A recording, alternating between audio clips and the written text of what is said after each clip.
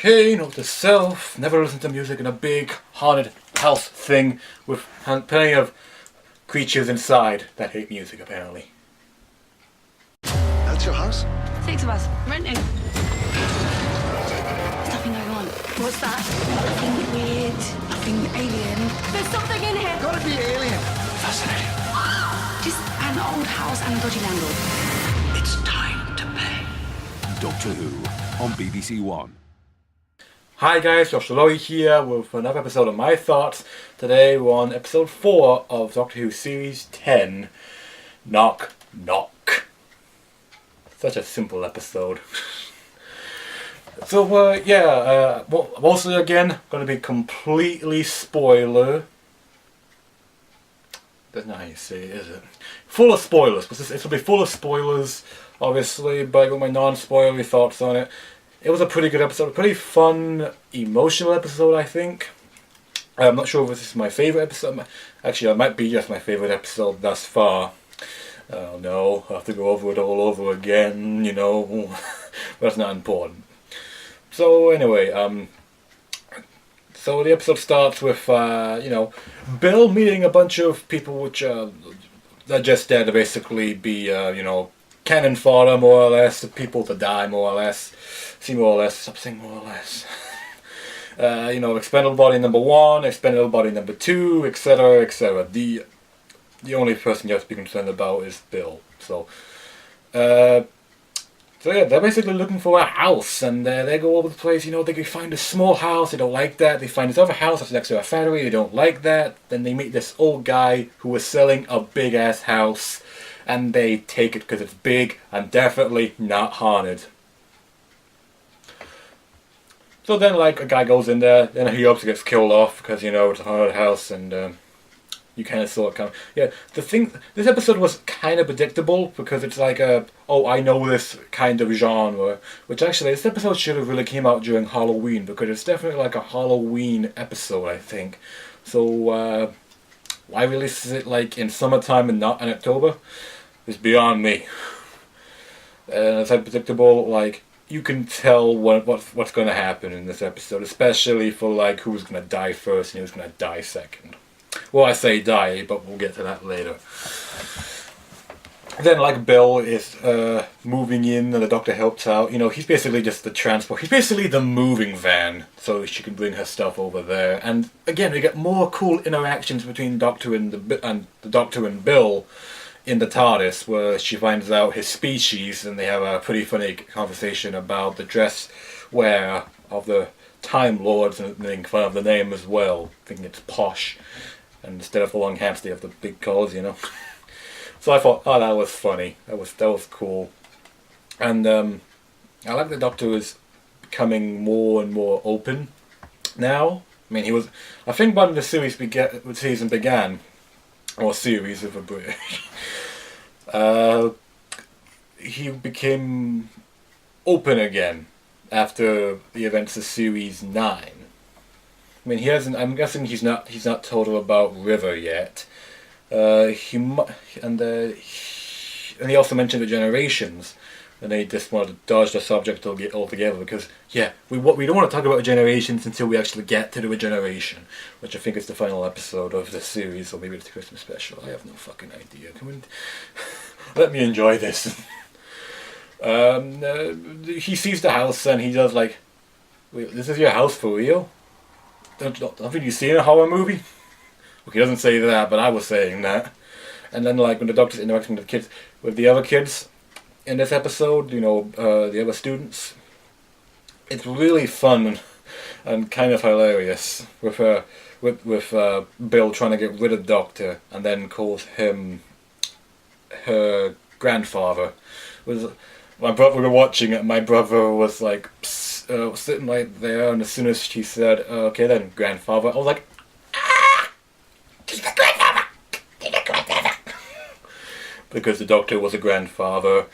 I'm sorry for my outburst. I've not apologized to my brother for that, but I apologize right here. It's not a major thing, he was only a grandfather once. And then he stopped that as soon as he became the second Doctor. One day.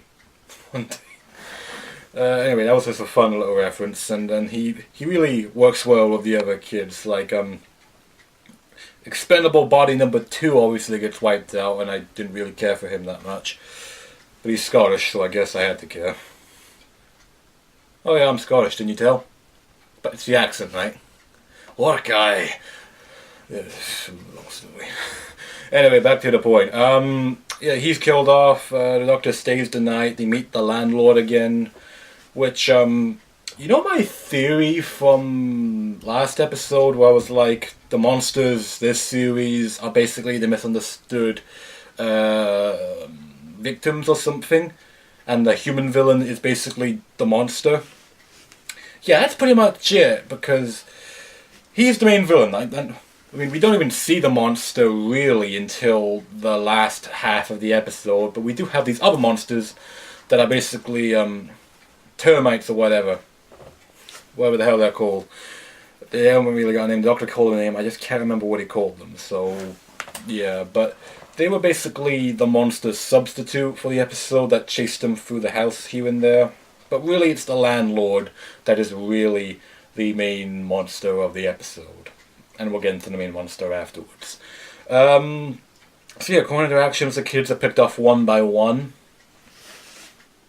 Which, I mean, the characters were good. They weren't horrible or anything, and it's not like I didn't like them. It's like, okay, I know where this is going. I know you're going to be next. I know you're going to be next.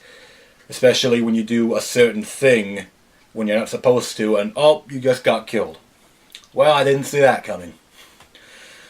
I guess that's kind of like my criticism of the episode. It was a bit kind of predictable, but in the fun sense, I suppose. Like, but with an interesting twist at the end. Well, not interesting, with a twist at the end. But I was okay with it. So it's not really criticism, it's a nitpick. I have no fucking idea. It is funny, though. There was this one kid that hangs out with the doctor and is like a sub-companion for a bit. Asking the questions and all that and investigating with the doctor. After, like, Expendable Body number 3 is killed. All the difference is she got out of the house and then killed off screen. So, yeah, and Bill is basically just with one of her friends. I don't know, Expendable Body number 5, I think. Forget the name. Sorry. I don't remember any of the kids' name, unfortunately, as I previously stated, so sorry. But still, fine job, really fine job. So then they go into the tower, which they're not allowed into, you know, because you can't go in there. You gotta have that sometimes. The doctor, after losing Expendable Body number 4, Expendable Body number 4. There you go. Now I understand what I just said. More clearly, because I knew it was... Whatever. The doctor is taken to the landlord's daughter. And we see her, and she's completely mad at Wood, she's supposed to be the monster, I suppose. Even though she has not done any of the killing in the episode. And the leeches are just like mindless drones, or just drones or something. Something to do the bidding of the landlord. So really, he's been killing all the kids and all that. And then when the doctor sees her... by the way, this is like one of my favourite moments in the entire episode. It's like, oh, because the monster's in it? Well, no, but just like the dialogue and like the way it's shot and like the just the acting, actually. It's just kind of hit me right here, especially on my second time watching it for like this thought video, because I watch it on Sunday, right before I do my thoughts. The second time, so I actually remember off the top of my head important stuff and all that. Well, important stuff to me because I usually watch it on Saturday, you know. Then I watch it again so I can get like a better feel. Anyway, that's not important. Then we find out that this is the twist of the entire episode. Well, twist number 1, that the landlord is actually not the father of this tree lady. Who's supposed to be? I guess I should have mentioned that he's actually the father of this. But then later, it turns out he's actually not the father. He's just the son of the tree woman, which I'm going to just call the tree monster or whatever, the wood monster, whatever. Something, whatever. So yeah, and she's actually just kind and sweet and kind of she was just in the house a lot because, you know, the way she looks and the fact that she's kind of a monster, even though she's not done anything monsterific, really is kind of sad. Really kind of sad, actually, yeah. And to explain about Body Number 5 dies, that was before the Doctor came in. God, I'm doing a very bad job at explaining stuff today, aren't I? Anyway, the Doctor is like, hey, that's actually your son, you're the parent, and then like the man was like, oh, you're not going to help her then? Fine, kill him. So he activates the, because music is like the one thing that brings out, or high-pitched sounds is the thing that brings out all the little termite creatures that will kill all the kids and all that, so that's why they keep on coming out and all that. So basically, they parodied in the thing in this episode, do not play loud music or have like a high-pitched anything, otherwise you get killed. Then like the Doctor's like, you're supposed to be the parent here, you're in control, not him. And then she takes control of the termites and she's like, look, go out in the world, just let me die, you deserve better. And he's like, no, this is like the moment where I go, where he's like, he's tried all his life since he was a boy to keep his mother alive, and he wants her to stay alive forever so he can be with her forever, which is like, god damn it, why hit me in the feels? I mean, the Doctor Who episode has not hit me in the feels, well, at least not this series. Not series 10 yet. I mean, this probably is like, hit me in the feels.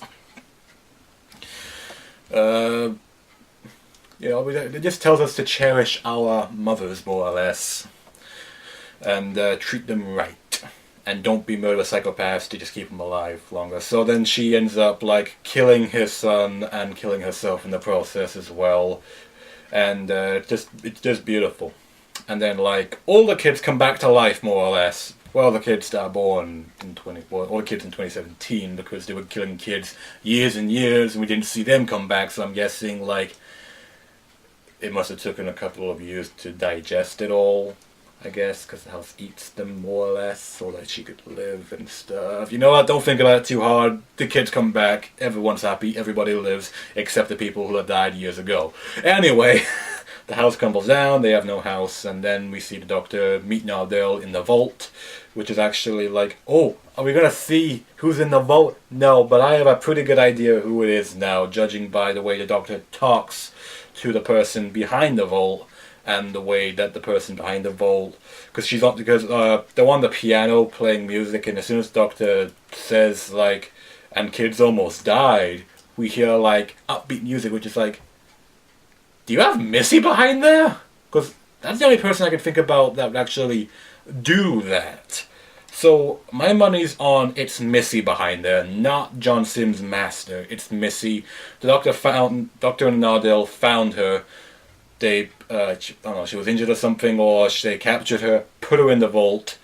The Doctor and Missy relationship grew again, or something, as friends again, or maybe lovers, I don't know. Maybe the Doctor's got another River song. I wouldn't say that. But I'm guessing that it's Missy behind that door. I mean, I could be 100% wrong. In fact, post a comment down below. Tell me who you actually think is behind that vote. Do you think it's Missy? Or do you actually think it's John Sims' master? For all we know, it could be the master. Either way, it's the same person. Or maybe it's someone completely different. Maybe it's, I don't know. Someone locked in. I don't know. We'll have to wait and see. I doubt it's going to be revealed in the next episode. But yeah, this episode was a lot of fun. Emotional, hilarious. It's my favorite episode thus far, I think. Yeah. Just an all-round fun episode that you all should pretty much go check out. Again, on BBC iPlayer. Or if they release it on Netflix later on. Or get on DVD or Blu-ray. Well, and then let's talk about next episode coming out next week, which the title or something of that should be here. They were going up against more or less space zombies again, and this time we have Nardelle coming along on the journey, which is actually pretty different change of pace. We haven't seen three companions together yet since the first episode of this series. So yeah, that should be a very fun episode to come out next week. But yeah, again, check out the episode. Come back next week for episode 5. And yeah, post a comment down below. Tell me what you thought about this episode. And is it your favorite episode thus far? Can you not wait for next episode? And who you think is behind the vault? And if you want to know my thoughts on anything else, let me know down below as well. Leave a like, and of course, subscribe to me. I'm Joshua Lowy. Good day and good night. Take care. Nothing really important of note happens. They go around trying to figure out what it is. They get captured by the bad guy. They escape. They evacuate the entire town so that the monster can be freed. The guy finds out, tries to blow up the... excuse me, I gotta get some good tunes.